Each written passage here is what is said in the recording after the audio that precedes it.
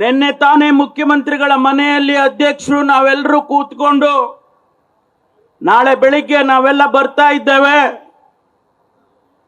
ಕಾರ್ಯಕ್ರಮವನ್ನ ಏರ್ಪಾಟ್ ಮಾಡಬೇಕು ಅಂತ ಹೇಳಿದ ಮೇಲೆ ಇಷ್ಟು ಶೀಘ್ರವಾಗಿ ತಮ್ಮನ್ನೆಲ್ಲ ಇಲ್ಲಿಗೆ ಬರಮಾಡಿಕೊಂಡಿದ್ದಾರೆ. ಮೊದಲು ನಾನು ಅವರಿಗೆ ಅಭಿನಂದನೆಯನ್ನು ಹೇಳೋದಕ್ಕೆ ಬಯಸ್ತೇನೆ. ಇದು ಒಂದು ಉದ್ದೇಶದಿಂದ ನಾವು ಈ ಕಾರ್ಯಕ್ರಮವನ್ನ ಮಾಡ್ತಾ ಇದ್ದೇವೆ. ಬಹುಶಃ ಇಂತಹ ಉದ್ದೇಶಗಳು ಪದೇ ಪದೇ ಬರೋದಿಲ್ಲ. ಈ ರಾಜ್ಯದಲ್ಲಿ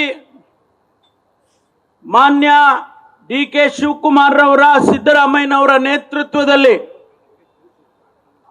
2023ರಲ್ಲಿ ನಾವು ಚುನಾವಣೆಗೆ ಹೋಗಿದ್ದು.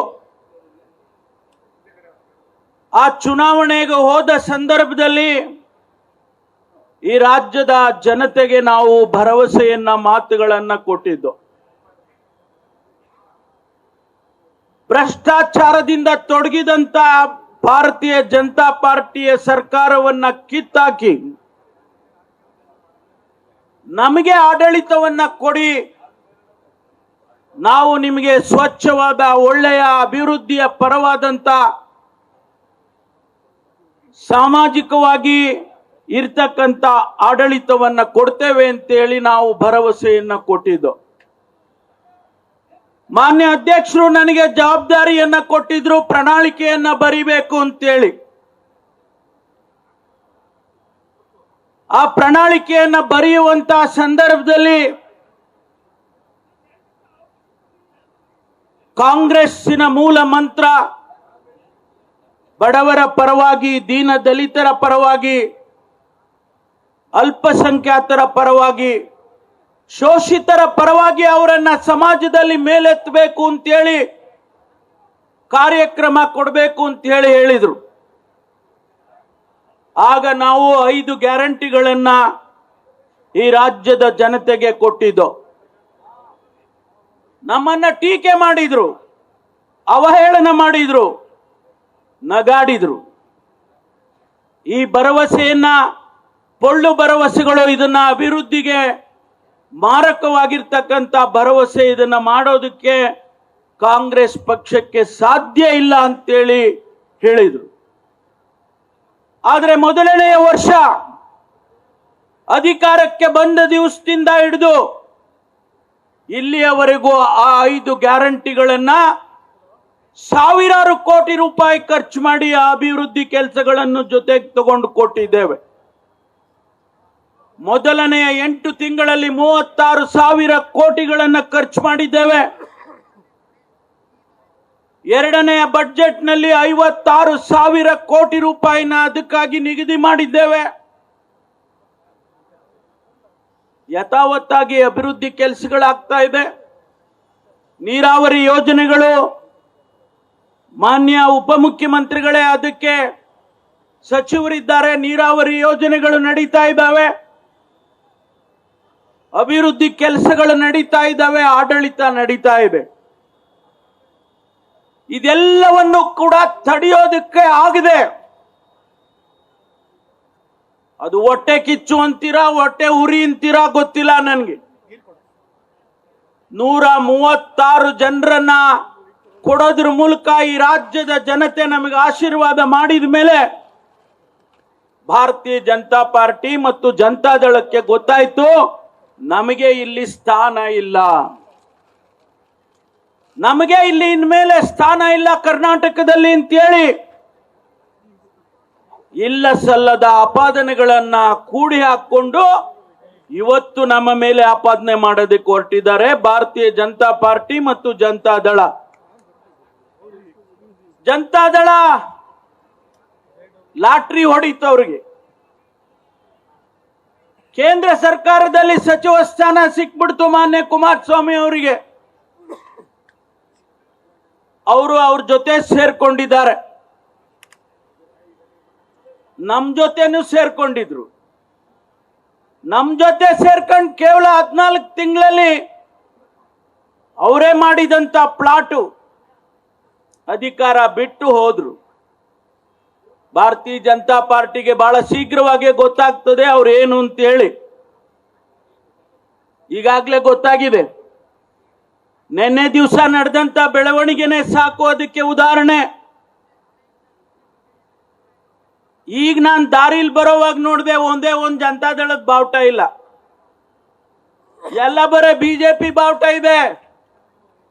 ಅಂದ್ರೆ ಅರ್ಥ, ನೀವೇನು ಮದುವೆ ಮಾಡ್ಕೊಂಡಿದ್ದೀರಲ್ಲ, ಹೆಚ್ಚಿಗೆ ದಿವಸ ಆಗೋದಿಲ್ಲ, ಡೈವರ್ಸು ಬಹಳ ಬೇಗ ಆಗುತ್ತೆ, ಬಹಳ ಬೇಗ ಆಗ್ತದೆ. ಎಷ್ಟನೇ ಮದುವೆ? ಹೂಡಿಕೆ ಮದುವೆ, ಅದೇನಪ್ಪ ನಂಗೆ ಗೊತ್ತಿಲ್ಲ.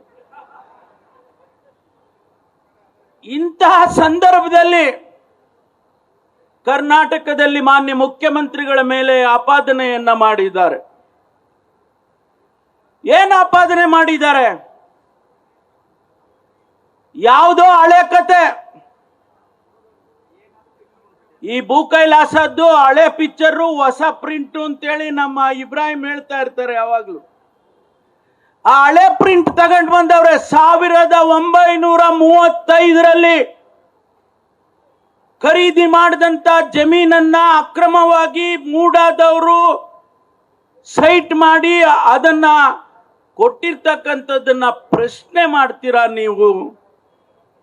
ಯಾವುದಾದ್ರೂ ಒಂದು ಪುರಾವೆ ನಿಮ್ಮ ಹತ್ರ ಇದ್ರೆ, ಸಿದ್ದರಾಮಯ್ಯನವರು ಯಾವುದಾದ್ರೂ ಒಂದು ಫೈಲ್ ನಲ್ಲಿ ಸೈನ್ ಹಾಕಿದ್ರೆ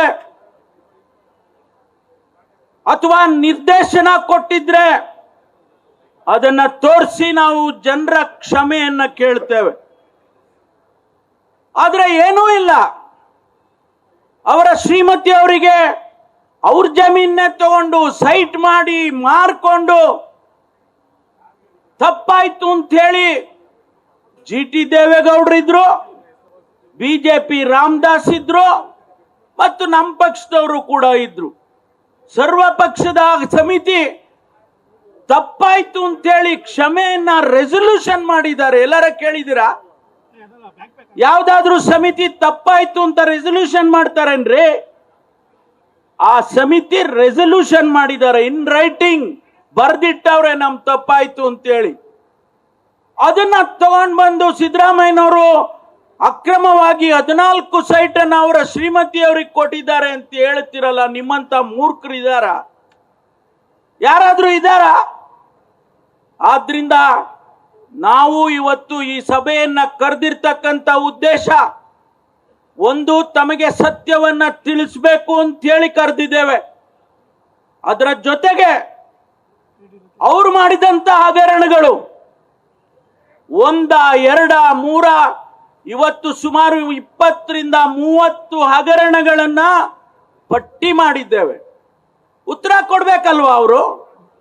ನಾವು ನಿಮಗೆ ಉತ್ತರ ಕೊಡ್ತೇವೆ. ನೀವು ಕೇಳಿದ ಒಂದೊಂದು ಪ್ರಶ್ನೆಗೆ ಉತ್ತರ ಕೊಡ್ತೀವಿ. ಮಾನ್ಯ ಕುಮಾರಸ್ವಾಮಿ ಅವರೇ, ಮಾನ್ಯ ಅಶೋಕ್ ಅವರೇ, ನಾವು ನಿಮಗೆ ಉತ್ತರ ಕೊಡ್ತೇವೆ. ನೀವು ಕೊಡ್ಬೇಕಲ್ಲ, ನೀವು ಕೊಡ್ಬೇಕಲ್ಲ. 4,000 ಕೋಟಿ ರೂಪಾಯಿ ಹಗರಣ ಆಗಿದೆ ಅಂತೇಳಿ ನಾವು ಹೇಳಿಲ್ರಿ.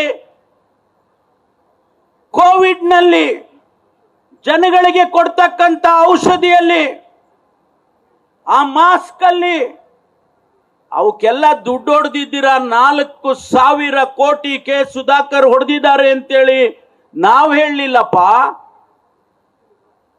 ಹೇಳಿದವರು ಬಸವರಾಜ ಯತ್ನಾಳ್ ಅವರು, ನಿಮ್ ಪಕ್ಷದವರು.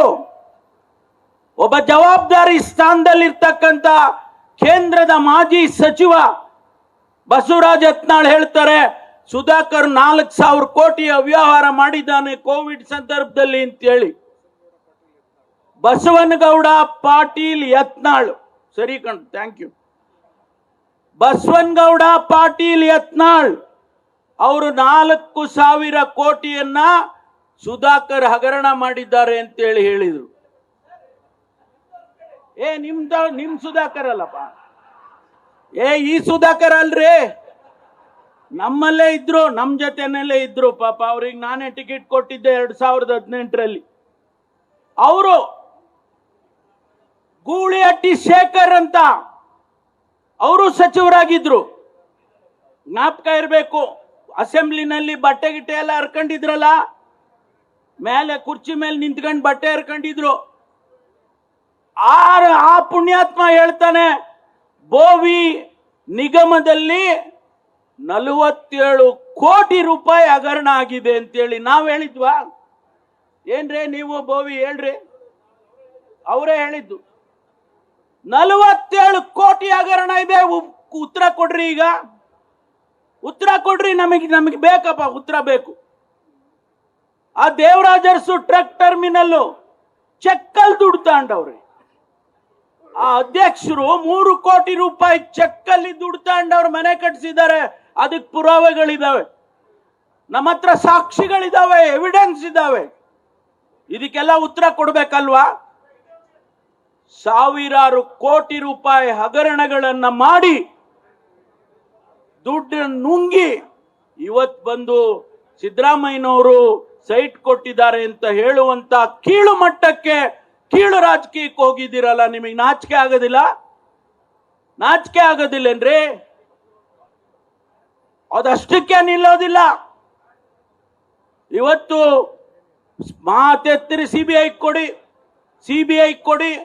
175 ಕೇಸ್ಗಳು ಕರ್ನಾಟಕದವು ಸಿಬಿಐ ನಲ್ಲಿದ್ದಾವೆ. ಸಿಬಿಐನವರು ನಿಮಗೆ ನ್ಯಾಯ ಕೊಡ್ತಾರಾ? ಕೊಟ್ಟಿದ್ದಾರಾ ಎಲ್ಲಿವರೆಗೆ ಏನಾದ್ರು? ಸಿಬಿಐ ಕೊಡಿ, ಸಿಬಿಐ ಕೊಡಿ. ನಾವು ಯಾವ ಐಬಿಗೂ ಕೊಡ್ತೀವಿ, ಸಿಬಿಐ ಕೊಡ್ತೀವಿ, ಬೇಕಾದಕ್ಕೆ ಕೊಡ್ತೀವಿ. ನಮಗೇನ್ ಭಯ ಇಲ್ಲ, ಹೆದರಿಕೆ ಇಲ್ಲ. ಆದ್ರೆ ಇವತ್ತು ಇವರುಗಳು ಮಾಡ್ತಾ ಇರ್ತಕ್ಕಂಥದ್ದು ಅಲ್ಲ ರೀ. ಯಾರಾದ್ರೂ ಕೂಡ ಒಂದು ಚುನಾಯಿತ ಸರ್ಕಾರ ಜನ ಆಶೀರ್ವಾದ ಮಾಡಿ ನಿಮ್ಮನ್ನ ಕಳಿಸಿರುವಂತ 136 ಶಾಸಕರು ಇರ್ತಕ್ಕಂಥ ಸರ್ಕಾರವನ್ನ ಗವರ್ನರ್ನ ಇಟ್ಕೊಂಡು ಡಿಸ್ಟೆಬಿಲೈಸ್ ಮಾಡಕ್ ಹೋಗ್ತೀರಾ? ಗವರ್ನರ್ನ ಇಟ್ಕೊಂಡು ಡಿಸ್ಟೆಬಿಲೈಸ್ ಮಾಡಕ್ ಹೋಗ್ತೀರಾ? ಅವ್ರು ಯಾರೋ ಅಬ್ರಹಾಂ ಅವನೊಂದು ಮನವಿ ಕೊಡ್ತಾನೆ ಗವರ್ನರ್ಗೆ. ಅವನ ಹಿಂದೆ ಶಿವಕುಮಾರ್ ಮೇಲೂ ಕೊಟ್ಟಿದ್ದ, ಅನೇಕ ಜನದ ಮೇಲೂ ಕೊಟ್ಟವನೆ. ಅವನು ಯಡಿಯೂರಪ್ಪನ ಮೇಲೂ ಕೊಟ್ಟಿದ್ದ. ಅವನೊಂದು ಅರ್ಜಿ ಕೊಡ್ತಾನೆ, ನೋಡಿ ಸ್ವಾಮಿ ಹಿಂಗೆಲ್ಲ ಹಗರಣ ಆಗ್ಬಿಟ್ಟಿದೆ, ನೀವು ಈ ತನಿಖೆ ಮಾಡಿಸ್ಕೊಡ್ಬೇಕು ಅಂತ. ತಕ್ಷಣ 26ನೇ ತಾರೀಕು ಅರ್ಜಿ ಕೊಡ್ತಾನೆ ಅವನು. 26ನೇ ತಾರೀಕು ನಮ್ಮ ಚೀಫ್ ಸೆಕ್ರೆಟರಿ ಹೋಗಿ ಉತ್ತರ ಕೊಡ್ತಾರೆ ಗವರ್ನರ್ಗೆ. ಪರ್ಸನಲ್ ಆಗಿ ಹೋಗಿ ರೈಟಿಂಗ್ ಅಲ್ಲಿ ಕೊಡ್ತಾರೆ, ಒಂದೊಂದು ಪಾಯಿಂಟ್ಗೂ ಉತ್ತರ ಕೊಡ್ತಾರೆ. ಅವ್ರು ಕೊಟ್ಟಿನ ಕಡೆ ಬಂದ್ರಪ್ಪ, ಗೇಟ್ ಬಿಟ್ಟು, ಗವರ್ನರ್ ಮನೆ ಗೇಟ್ ಬಿಟ್ಟು ಈಚೆ ಬಂದ್ರೆ ಸರ್ಕಾರಕ್ಕೆ ನೀವು ಮುಖ್ಯಮಂತ್ರಿಗಳಿಗೆ ಶೋಕಾಸ್ ನೋಟಿಸ್ ಕಳಿಸ್ಕೊಡ್ತೀರಾ? ಇದಕ್ಕೆಲ್ಲ ಜಗ್ಗೋರಲ್ಲ, ನಾವು ಎದುರೋರಲ್ಲ. ಯಾವ ಆಧಾರದ ಮೇಲೆ ತನಿಖೆ ಇಲ್ಲ, ರಿಪೋರ್ಟ್ ಇಲ್ಲ, ಒಂದು ಎನ್ಕ್ವೈರಿ ಇಲ್ಲ. ಏಕ್ದಮ್ ಒಬ್ಬ ಈ ರಾಜ್ಯದ ಮುಖ್ಯಮಂತ್ರಿಗಳಿಗೆ ಇತಿಹಾಸದಲ್ಲಿ ಇಲ್ಲದೆ ಇರ್ತಕ್ಕಂಥ ಒಂದು ಶೋಕಾಸ್ ನೋಟಿಸ್ ಕೊಡ್ತೀರಾ? ಅದಕ್ಕಾಗಿ ನಿನ್ನೆ ದಿವಸ ಮಾನ್ಯ ಉಪಮುಖ್ಯಮಂತ್ರಿಗಳ ಅಧ್ಯಕ್ಷತೆಯಲ್ಲಿ ಸಂಪುಟ ಸೇರಿ ಅವರಿಗೆ ನಾವು ತಿಳಿಸಿದ್ದೇವೆ, ನೀವು ಮಾಡ್ತಾ ಇರೋದು ತಪ್ಪು, ಇದನ್ನ ವಾಪಸ್ ತಗೊಳ್ಳಿ ಅಂತ ಹೇಳಿದ್ದೇವೆ. ಶೋಕಾಸ್ ಕೊಡ್ತಾರಂತೆ, ಪ್ರಾಸಿಕ್ಯೂಷನ್ ಮಾಡ್ತಾರಂತೆ. ಇದಕ್ಕೆಲ್ಲ ನಾವೇನು ಹೆದರೋರಲ್ಲ. ನ್ಯಾಯ ಎಲ್ಲಿದೆ ಅಲ್ಲಿ ಜಯ. ನಾವು ಯಾವ ತಪ್ಪು ಮಾಡಿಲ್ಲ, ಸಿದ್ದರಾಮಯ್ಯನವ್ರು ಯಾವ ತಪ್ಪು ಮಾಡಿಲ್ಲ, ಶಿವಕುಮಾರ್ ತಪ್ಪು ಮಾಡಿಲ್ಲ, ನಾವು ಸಚಿವ ಸಂಪುಟದಲ್ಲಿರೋರು ಯಾರು ತಪ್ಪು ಮಾಡಲಿಲ್ಲ. ಹಾಗಾಗಿ ಇವತ್ತು ಈ ವಿಷಯಗಳನ್ನ ತಮ್ಮ ಮುಂದೆ ಹಂಚ್ಕೋಬೇಕು, ನಿಮಗೆ ಮಾಹಿತಿ ಕೊಡಬೇಕು. ಅದರ ಜೊತೆಗೆ ಅವ್ರು ಬರ್ತಾರಲ್ಲ ನಾಳೆ, ಅವರಿಗೆ ಪ್ರಶ್ನೆಗಳಿಗೆ ಉತ್ತರ ಅವ್ರು ಕೊಡಬೇಕು ಅಂತೇಳಿ ನಾವು ಕೇಳೋದಕ್ಕೆ ಇವತ್ತು ನಿಮ್ಮೂರಿಗೆ ಬಂದಿದ್ದೇವೆ. ಸ್ನೇಹಿತರೆ, ನಾನು ಹೆಚ್ಚು ಸಮಯವನ್ನು ತಗೊಳ್ಳದೆ, ಮಾನ್ಯ ನಮ್ಮ ಅಧ್ಯಕ್ಷರಾದಂಥ ಶಿವಕುಮಾರ್ ಅವರು ಮಾತನಾಡೋರಿದ್ದಾರೆ. ನಾನು ಒಂದು ಮಾತನ್ನ ಈ ಸಂದರ್ಭದಲ್ಲಿ ಹೇಳೋದಕ್ಕೆ ಬಯಸ್ತೇನೆ. ಇನ್ನು 4 ವರ್ಷ ಆಡಳಿತ ಇದೆ.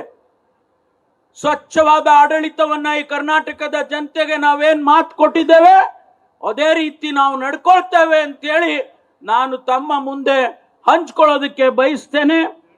ಇವತ್ತು ಏನು ಈ ಕಾರ್ಯಕ್ರಮವನ್ನ ಇಷ್ಟು ಅಚ್ಚುಕಟ್ಟಾಗಿ ಮಾಡಿದಂತ ಸ್ನೇಹಿತರಿಗೆ ಮತ್ತೊಂದು ಬಾರಿ ಅಭಿನಂದನೆಯನ್ನ ಹೇಳಿ ಇವತ್ತು ನನ್ನ ಮಾತು ಮುಗಿಸ್ತೇನೆ. ಜೈ ಹಿಂದ್, ಜೈ ಕರ್ನಾಟಕ. ನ್ಯೂಸ್ ಫಸ್ಟ್ ನಿರ್ಭೀತಿಯಿಂದ ನಿಮ್ಮ ಪರವಾಗಿ.